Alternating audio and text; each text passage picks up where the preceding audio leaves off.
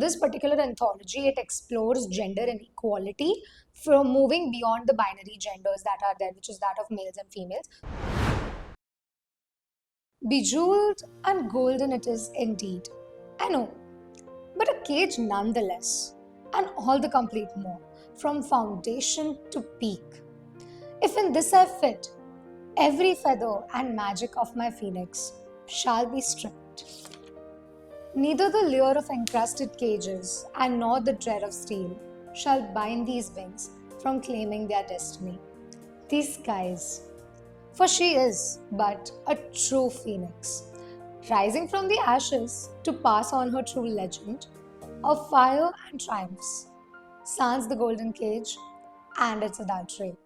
Hi, this is Shreya Jain, and this was a table read for C-Seat.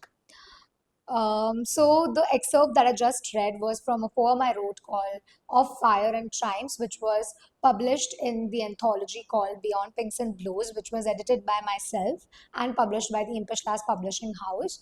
This was an anthology that I edited back when I was 16, a high school student at that time, and it features works of other artists as well as writers who themselves were high school students across the country. And this was something that we collaboratively came together with. The entire concept, as titled Beyond Pinks and Blues. So this particular anthology, it explores gender inequality from moving beyond the binary genders that are there, which is that of males and females. So how gender inequality affects and every gender's subjective experience of the same, not just the binary genders, but also individuals from the queer community who don't identify with those labels.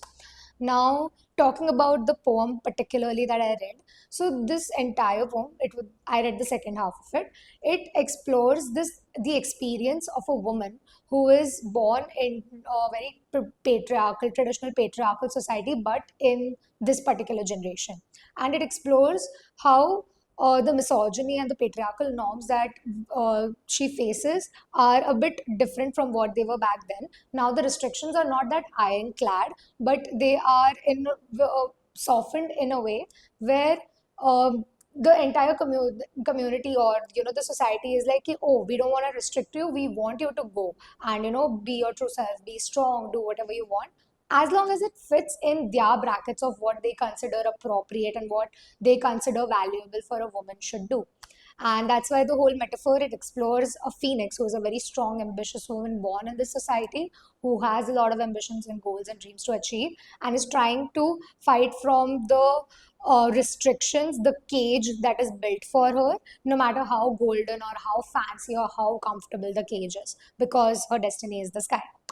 And talking about what this book, which was also featured in an international magazine, what this book and the entire poem means to me, it is my entire teenage life, half of my life summarized, because writing is the biggest gift that I have given to myself.